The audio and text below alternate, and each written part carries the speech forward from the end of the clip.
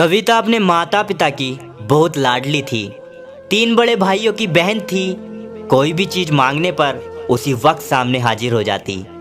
पूरे घर में रौब था उसका। पूरे परिवार और नौकरों पर राजकुमारी की तरह हुक्म चलाती थी कविता। स्कूल में भी पूरा रौब था उसका। बड़े घर की लाडली जो थी वह। ऐसे ही उसने कॉलेज में दाखिला लिया।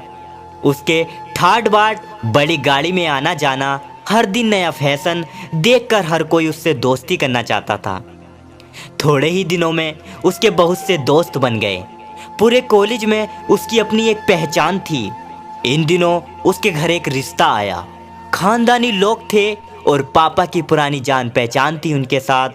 कविता के साथ कोई जबरदस्ती नहीं थी, पर कविता ने फिर भी हाँ कर दी, क्योंकि वह अपने परिवार से बहुत प्यार करती थी। वह जानती थी कि वह लोग उसका अच्छा ही सोचेंगे। लड़के का नाम राज था।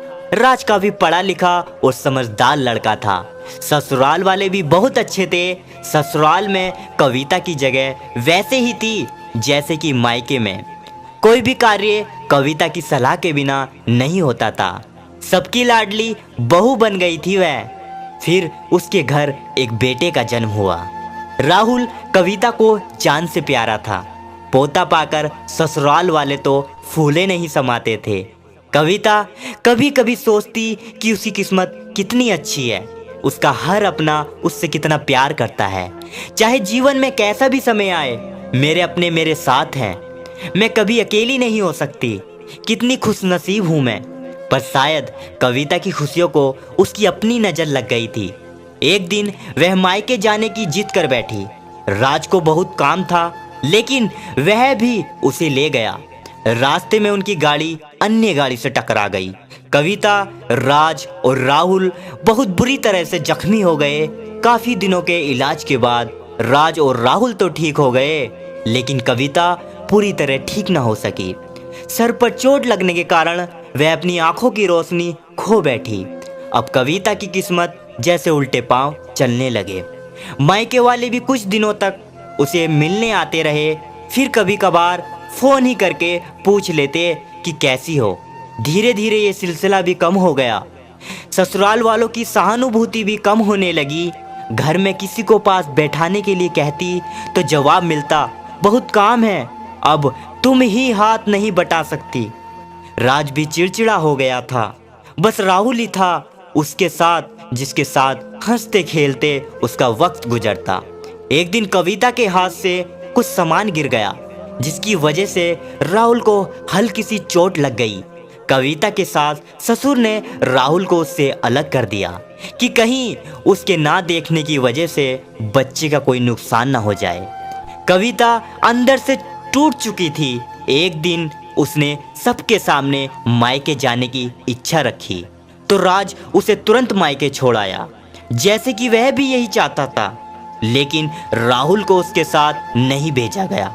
कविता कभी राहुल से दूर नहीं रहती थी, पर अपनी कमी के कारण उसने ज्यादा बहस नहीं की।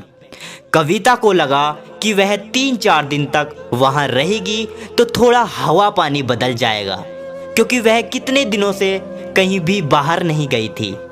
घर वाले भी इतने दिनों बाद उसे देखकर कितने खुश होंगे।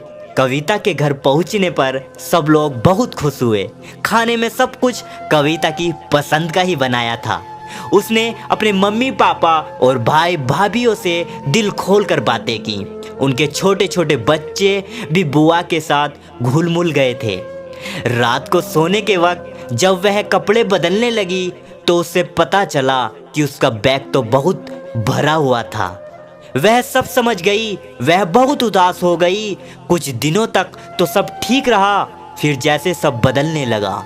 सबका व्यवहार बदल रहा था। वह लोग जैसे थक चुके थे उससे। सब लोग घुमा फिरा कर पूछने लगे कि राज कब आ रहा है, उसे ले जाने। वह बहाना बना देती, जबकि वह जानती थी कि उस घर में अब उसके लिए कोई जगह नहीं। कविता से चलते वक्त कुछ ना कुछ नुकसान हो जाता। थोड़ी बहुत टोका टाकी उसे सुनाई देती, वह टाल देती। एक दिन उसके हाथ से लगकर एक कीमती फूलदान टूट गया। छोटी भाभी ने बहुत हंगामा मचाया। कविता के माता पिता रोज रोज के झमेलों से तंग आ गए थे। उन्होंने राज को खुद से फोन कर दिया। राज कविता को अपने घर ले गया। कविता को अपने परिवार वालों से ये उम्मीद ना थी कि जिस कविता के कहे बिना घर में एक पत्ता भी नहीं हिलता था, उस घर के लिए वह बोझ बन चुकी थी। राज के साथ ससुराल आते वक्त वह बहुत खुश थी, क्योंकि वह अपने घर जा रही थी, अपने जिगर के टुकड़े राहुल के पास। परंतु यह खुशी भी कुछ पल की ही थी। सारा बंदोबस्त पहले ही किया हुआ था। कविता को सीधे ऊपर वाले कमरे में पहुंचा दिया गया। राहुल से दूर रहने की सख्त चेतावनी दी गई। एक काम वाली लता को उसकी जिम्मेदारी सौंपी गई, जो उसके खाने पहनने जैसी जरूरतों का ध्यान रखती थी। कविता ज्यादातर चुप ही रहती, कभी कभी काम वाली लता से थोड़ा बतिया लेती। उसके जरिए राहुल का पता चल जाता। सबकी लाडली बेटी और बहू सबके लिए लाडली से बोझ बन चुकी थी। तो दोस्तों, मिलते हैं अगली कहानी में। जब तक के लिए जय हिंद, जय भारत।